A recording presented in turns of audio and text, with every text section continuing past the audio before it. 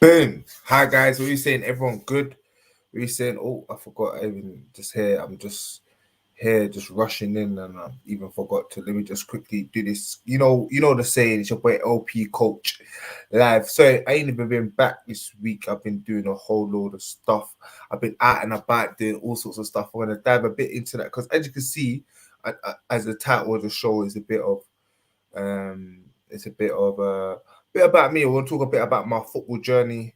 Why am I interested in football? What have I done in football? Some of you may ask. And what do I do currently? You may want a bit more information on that. But I'm gonna delve into that a little bit, and you guys as well. But let me just hit up everyone out there on the link. But how's everyone doing? Let us know how you're doing. Let us know how your week been. I know I'm supposed to be doing a week short, but I haven't literally been. Like I said, I've been up and down. I've actually been at academy games. I've been doing a lot of scouting, a lot of head and everything. Like I said, I've got a little football club of my own as well that I've also been running. So, like I said, I've been doing a lot of interesting stuff, and we'll delve into that in the show today. But don't forget, guys, like, comment, share, subscribe, all of that good stuff as well. Do not forget, we are sponsored by your guy, Self Made Savage. You can get, yes, your 20 plus discount code when you put 20, when you put next gen in, you get 20 plus. Sorry about that. You get 20 plus on your code when you type in the next gen. So don't forget to do that, guys. Yes. So how's everyone doing? How you guys been? How's your week been? Hope you guys are good. Don't forget to like, comment, share, subscribe, all of that good stuff.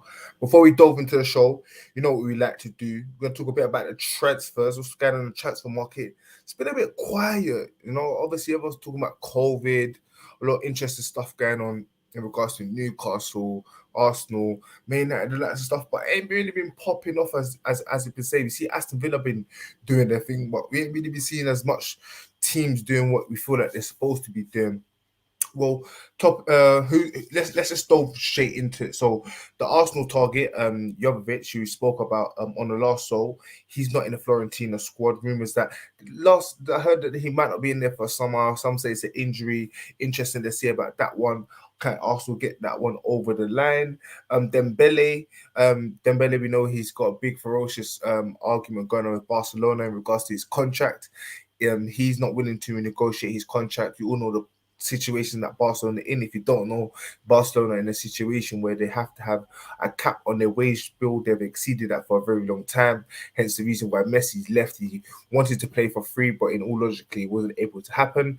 Since that time, they've been on a transfer embargo. They haven't been able to get players in like Fernando Torres, who they recently signed from Manchester City on a £50 million deal. He wasn't able to get into the squad until they released someone whose wages they can able to subside so that he can get into the squad. So situations going on there. He doesn't want to. Players in the squad have been taking 50% reductions on their contract in order for them to stay at Barcelona because they understand what the club has been through, and he's just going through a little bit of a situation. And he's not also in the squad as well. Rumors that he might leave. We know there's talks about Jesse Lingard going to Newcastle as well as Diego Carlos. I know there's been a bit of a mishap in regard to Diego Carlos because Seville are not willing to budge on the evaluation of him, and Newcastle are trying to hold out. Also a very interesting one. We spoke about this last time, and I'm really happy that this deal is coming to fruition, and is the deal for Ericsson to Brentford. Yes, Ericsson is rumored to be joining Brentford. That deal is rumored to be very, very close. So that's a very, very good one. And it's good to see Ericsson back. We saw with not just with Ericsson. Who is the other guy? We also see Aguero. Aguero recently retired. How can I forget? Aguero recently retired from suffering a similar injury in regards to his heart. We've seen a lot of players. First, with Wamba went through a very situation where we kind of highlighted everyone in regards to the situation in regards to cardiac arrest, and even me being as a coach is something that we learn very, very important as well. But it's very good to see Eric Dyer. Christian Eriksen get back on the field, and it looks like he might be back in the Premier League. So that'd be good again to see him at Brentford, and hopefully he can put a shift in for them in regards to him coming out and back in. Dele Alli not in the squad. Rumors that he might be leaving Chelsea. Everyone watched the Chelsea game today. Chelsea done their thing, got a result against Tottenham. What a goal by Ziyech though. That was, you know what? When you talk about top bins, yeah, that was what the definition of top bins. If you don't know what top bins means, go watch Ziyech's goal today. That's the definition of top bins. Bayern, they won't bid for De Jong with the rumors that De Jong might be rumored to go in a lot of places. Arthur, his move to Arsenal maybe inch closer. Good deal for Arsenal. We know that they've got the midfield issues currently. I know they've got Partey back from the African Cup of Nations, but it still looks like he's not. Arsenal in the midfield still look a bit light. No, interesting one here. Camavinga to Liverpool. He just recently signed himself at Real Madrid. Haven't really established himself. Had a really couple good performances, but for me that one's just running the wing because he's a very very young player. And for me, the performances that he has put in at Real Madrid have been very good, and probably that's the reason why people saying that he should be starting. So just a few stories there. Things are getting a bit too bit coming in. We would expect what we've got like 7 days left. I think things are going to start spicing up in the last week. I think we're going to see one or two big deals. But hey, we'll see when it comes to that. So let us know on the transfer dealings. Is there any player that you want to see transferred? Is there any player that you feel you want to come to your club? Is there any player that you feel like you want to leave your club? Let us know on the Next Generation Baller Show, and we will try and hit them up and shout you guys out. So let's go and dive into today's show. What we're going to go into. So first of all, I'm going to talk a bit about myself. Yeah, my guys. My name is LP Coach 93, as you guys may know. Some may call me Luke Porter Fisher. I am the head coach of East Junior Borough Academy. So my journey, I started playing football at a young age. Same old Sunday league football. Play for clubs like Royal Falcons. Play for my district team. Ended up getting scouted. Play for Chelsea Development. Played a couple of games for them.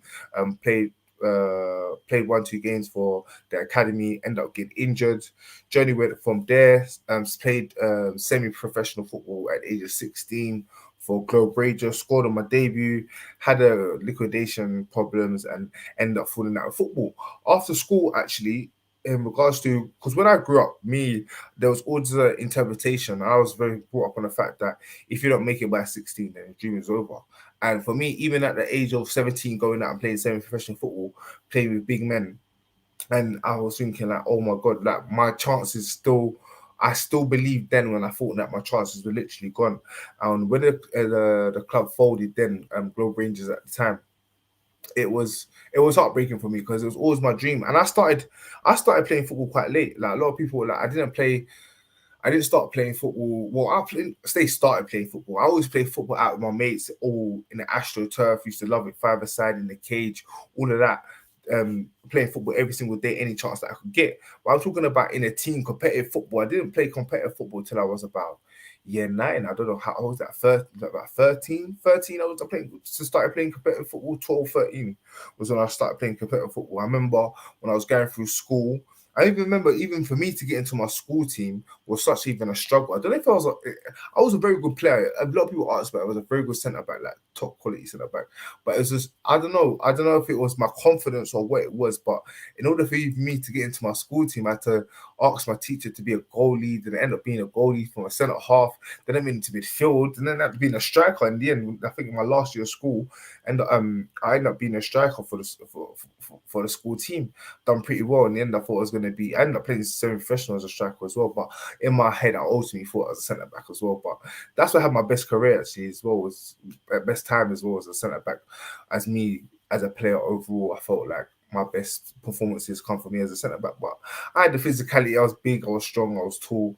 And I was quick as well, also. So I guess the attributes also help as a striker. Yeah, but back to it. I didn't start football till I was about 13. Ended up playing for a team called Royal Falcons. We trained in a place called Savage Gardens Sunday League. Like I said, I went on to play district, and then from there, I remember Gary. He was the head coach at the time at Royal Falcons. We got to a final of a London Cup, and we played against a team called Broadwater Farm. I'm sure everyone knows this team. Everyone knows about Broadwater Farm. Orange kit. If you ever went to Broadwater Farm to play football, like you always know that there was a fight. Like we even had a fight in that final. The final was somewhere I can't remember. I'm sure it was somewhere in Chingford somewhere. And London Cup final. And I remember after that game, my coach came up to me and it was like to me, you're definitely gonna make it as a centre half. Like if you carry on playing as a centre back, you'll make it as a top level. And for me, being so naive, I just ended up just wanting to be a striker, and in the end, I felt love. I didn't feel like I love. I just felt I couldn't make it anymore. Stopped playing football, and because I love football so much, I went straight into coaching. I'd done apprenticeship. I remember I left school. I'd done apprenticeship with Leighton Orient for 1 year, learning how to be a coach, just learning because I always knew that I wanted to be something involved in football. Like that was my passion. And like if I couldn't make it, and if I couldn't make it, I always thought I could be one of the best managers in the world, or I could be one of the best coaches. Like I used to bang out championship manager. Like even to this day, like right now, like I'm a championship manager right now. I've got my little team there, Chelsea, not Chelsea, Charlton, and we're doing Chelsea. Forget about that. Yeah, Charlton, and we're doing our things though. Got them up to the Premier League. So yeah, I've always loved football. Always wanted to be involved in football. Always thought like this is for me. This is what I can do. And for me, yeah, went on to do a bit of that. But when you get to reality, you're 17 now. Like you're thinking, raw, like you see your best as players and my mates gone to be professional football players, and like in the end, it kind of did fade away. The fact that I couldn't even live my dream, and as time went on to live my life, and then it got to a stage where you know what, I was like, you know what, like I need to get back into football. Like this is what I do. This is what I've always wanted to do. Like my nephew now, who I've grown up with, trained, done individual stuff with him, he's gone and doing really well at academy level. I was like, no, what, no, I need to get myself back into the fold, and I did. I started. I got myself. I remember at the time I was working in a Hilton Hotel at a restaurant called Galvin at Windows. It's a 2 Michelin star restaurant. I was a chef de pass. It was a good job. Well, no, yeah, I'll say it's a good paid job, but it wasn't actually a good job because I didn't really like it because like a chef de pass is basically the guy that talks to the chef, yeah. And like these chef guys, they think that they're good on like Ramsey and these type of guys, and they start swearing at you, effing and blinding, and it's just like, mate, like I can't do that in it. So in the end, I had to just. That made me realize that I can't like just do something like this. Like I need to do something that I really enjoy. So I ended up quitting the job, just went and looking around and ended up finding a job where not opportunity come rise on. It was actually on the internet where some guy was offering someone to come down and show their skills to come be part of a team. The club was called Crown Pro Elite at the time with a guy called Paul Addy. And I ended up going down. He really liked me on my first session. He's like, yeah, you got talent, like you're a good coach. Like I want you to be part of my setup. And yeah, and then I was kind of back in the fold from then. Like I give all my blessings and all my gratitude to Paul. He done a lot for me in terms of my experience and my development and where I am today as a coach. Because he sent me on my first ever scouting job for Crystal Palace. Remember I was a scout under Paul Jarrett. Paul Jarrett. Jarrett. Jermaine Jarrett was the head of recruitment at the time. He's at Manchester United right now. I remember he was the head of recruitment at Crystal Palace at the time, and it was just a great opportunity for me to start off in the game. And from there, I went on to be a scout for West Ham, a scout for Reading. I've done a few bits and bobs there, and I had a really good career. My time at Crown Pro Elite, I was the under 16s manager. We went on to win the London Cup. We absolutely dominated the league, but because there was another team that was also dominating the league, and there were times because we used to play against a lot of academies. So there was a time when we couldn't fulfill the fixture because we had actually academy that wanted to play us.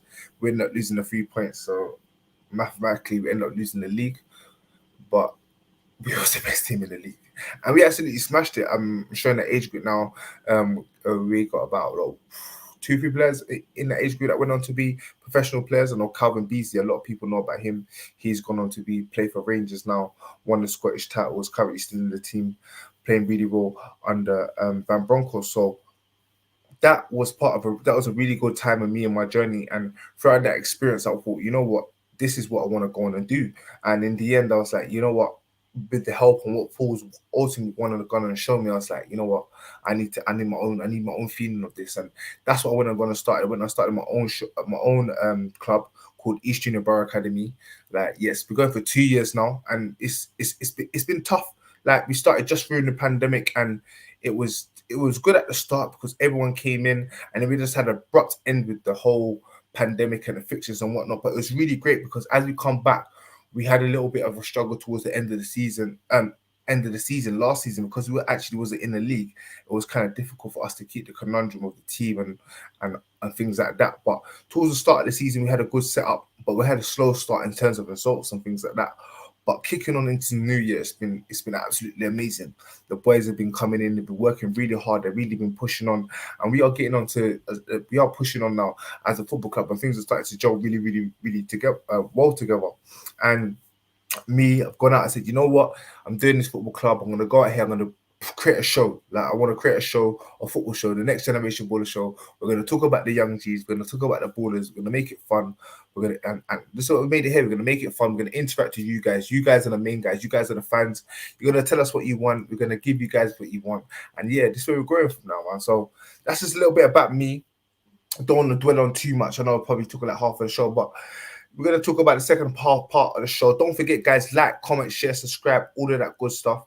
Forget about all the, yeah. Oh, all right, cool. No worries. Yeah, so we're here.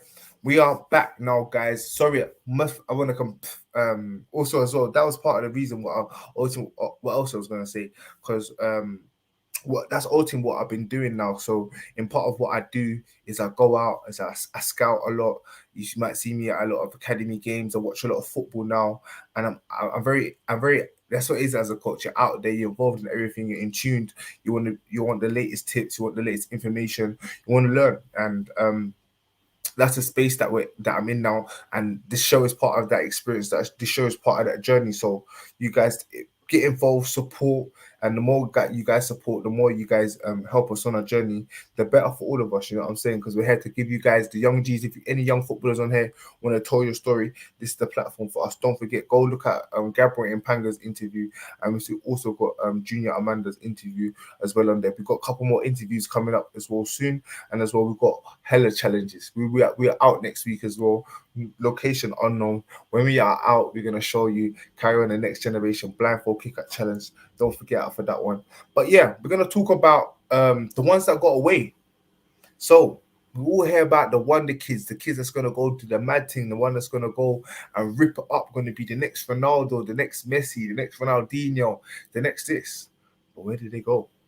Where did they end up? Where did the ones that got away? I'm gonna talk about a well-known one, a one that probably everyone will know. If you don't know, you're gonna get to know right now on the Next Generation Baller Show. And I'm gonna delve into a couple that some may not know, some may not do know. I'm just gonna delve into little rigmaroles about this. Start off with a bait one, the one that everyone knows. Who remembers Freddie Adu? Who remembers my man Freddie Adu? He was ripping it up in America. I remember he was doing a mad thing up in America and for DC United, and everyone was like, "Who's this guy? He's the next Pele." I think he was scoring like how many goals he was scoring? Crazy goals. He's got like 14 goals in four games. 14 goals in 4 games, yeah, in academy setup. Everyone's thinking this guy was going to be a great sensation. Man United was looking at him. Fergie was like, get this guy in. He went on trial at Man United, then he disappeared. Where did he go? What happened to him? Like, what did he end up doing with himself? He didn't end up becoming the player that we always thought that he was going to be. And it's interesting to see that when he did go on trial for Manchester United at the time, you had Wayne Rooney that was there at the time, you had Rio Ferdinand, you had all these players that people wasn't really talking about. But this guy was going to go on to be such a great, amazing player, was supposed to be the next player, next Pepe, sorry. And you had even Real Madrid interested in him, Barcelona interested in him. But after his time at Manchester United, he only ended up scoring 11 goals in 87 games, and then he ended up retiring as a footballer. He went missing. He was nowhere to be seen. And it's interesting. That's a point. This one is a well-known one. there's many different rumors and different stories in regards to he wasn't even the right age, and there was certain little rumors that I don't want to delve into that because I heard even there's some still legal issues going on in regards to that, so I don't even want to delve too much into that. But that was a big, well-known story that everyone thought, and that's the pinnacle of it, is that this is a player that the whole world hyped about to go on to be a crazy player before he even actually done anything. He didn't do much. He was doing well in the academy, and he was already touted to be going to be a Pele, like Pele, like Pele, like Pele. Yeah, it was mad, but it just goes to show that doesn't matter how big, how small, where you want to come from, it doesn't always end up how you want to be. So the hype doesn't always live up to it. And we always see it nowadays. There's plenty of players that we can talk about that's been hyped up. Even Odegaard from Arsenal. We could talk about many other players that's been hyped up over the years that haven't gone to be a player. Yaya Sonogo. Who remembers Yaya Sonogo at Arsenal? He's another player that we'll talk about him. We'll talk about him a bit more. But there's one player I want to talk about. Don't want to talk about. There's he knows about Lewis Baker. I don't want to dive into Lewis Baker, but Lewis Baker is an interesting one because he was the one that I was slightly thought I was going to put in there as one that got away. Did you see his bang on the weekend? He ain't got nowhere. Ain't got nowhere. And it's interesting because there was a lot of talk of him on Instagram recently, the fact of his situation, that how he's gone through his situation at Chelsea when he at his time in the academy level, he was touted to go on to be one of the best players to come out of Chelsea. They signed him on the £40,000 contract at the age of 16 or 17, something crazy like that. And he didn't end up playing. I think he's played one first team appearance for Chelsea at the time. I think he's played a couple more now. And in the end, people was like, where did this guy go? He's 26 years of age now, still even currently at Chelsea, hasn't broken to that first team. And everyone thought, what is he doing? There was people saying, oh, he's just sitting there at Chelsea, collecting money. Recently, he's just gone on loan to Stoke, and he's got a cracker. He looks like a player of himself. His last game appearance again for Chelsea, he done really, really well before he went on and go there. So he's a player that some may say that he's bad in this time. Injury's been a big hamper on part of his career moving forward, but he's gone on and he's doing well now. So good for Lewis Baker. But there's another player I want to talk about. His name is Ismail Furaz at Chelsea. I don't know if you guys remember him. He was a starlet. He was a Scottish starlet. Was playing for Celtic at the time. He was ripping it up in the academies for the under 17s. He was he was doing some crazy stuff. Somalian heritage, and Chelsea was in for him straight away. And this is at a time when Chelsea was scooping up all the best young players around. This was the start of their Chobham days, their Cobham days, the academy days of when Chelsea was really trying to propel themselves as one of the top academies, not only in London, but in the country. And this boy was an interesting one because they signed him at the age of 15 and he didn't materialize to be the player that he wanted to be. And he ended up retiring at a very, very young age as well. And it's very peculiar, this one, because he was a player who was signed at a young age. They gave him a lot of support in regards to him moving. They gave him a lot of chances in regards to him when he was at Chelsea. They moved him on to many clubs. When he played for Chelsea, he went on loan to Create FC for a season. Then he was on loan to Blackpool. Then they took him even back to the Scottish League to play for Hibernian. Then he went abroad again in the Belgium League to play for Macron. Then he had a season-long loan at Swindon. Then he struggled it out in the under 23s when he ultimately retired in 2019-20 at the age of 26. And it is it's a shocking one that when a player ultimately retires, because you see in these situations that, hey, sometimes they might not make it at the top grade, but to retire at the age, and some say he hasn't retired because I did search him up on Instagram, and he does seem to be doing some fitness work and looking like he does say he's a footballer, maybe that he wants to get back in the game. But it's interesting that because at the age of 15 to be promised to be such a starlet, to then go and retire at such a young age, it just shows you the hard work and the dedication, what it takes to ultimately go on and get to the pinnacle and actually stay there. And also remember, like, it doesn't ultimately, don't let these stories like put any fear. Think, oh my god, I'm not gonna be able to make it. Things life is gonna be hard. No, what I'm trying to pick out here, these little things are these. Obviously, the Freddie one. These are the ones that you know are well heard, and some may say, oh yes, it's just a one in a million. But it's a lot of stories that you don't know. Yeah, there's a lot of wonder kids that you didn't really hear about that actually did go down the same route and actually even ended up even worse off, retired at a very young age and didn't actually even go on to make a pinnacle career. And that's nothing to do through injury. Like the fact is just simply how we felt at the time. And I heard there was a lot of rumors that he did fall out a lot. There's rumors that he started a new company that is actually Boston hats or something like that. So who knows? He maybe started. He didn't love the game as much as he would have thought. But let us know. Let us know about what you think about the ones that got away. Who do you think? Let us know if you got a mate that was at academy and you thought that he was ripping it up and he never quite make it. It never quite made it. It'd be interesting to know your guys' stories. Let us know in the comments. Let us know what you think. Let us know what you guys. We want to hear what you guys got to say. Don't forget to like, comment, share, subscribe, all of that good stuff.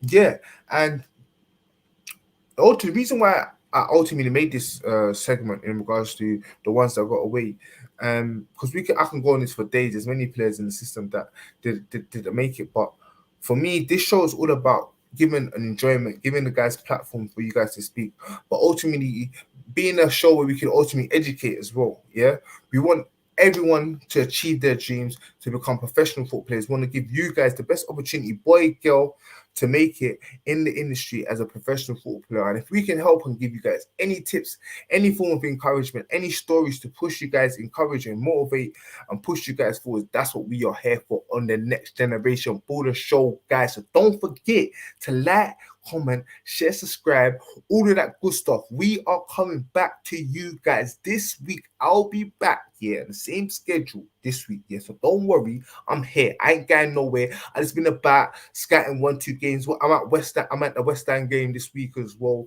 The West Ham under 40 games academy game this week. I'm about this year, so you're gonna see my face. Hit me up. Don't forget, like, comment, share, subscribe as well. I've got some new challenges as well for you. So if you see me popping up, don't be afraid. If I've got a mic in my hand, I've got a little challenge for you. And we got prizes on there too. We got giveaways. So don't forget about that. Yeah, we just had a recent giveaway soon. We got another one coming to you guys soon. So if you want some prizes, if you want some free gifts, if you want tickets, if you want boots, if you want shirts, you know where to be. It's on the Next Generation Baller Show. So thanks, guys. Thanks for joining in. It's been a pleasure. Don't forget as well the 20% discount code. Yes, it is there. Hit us up. Boom. See you guys soon.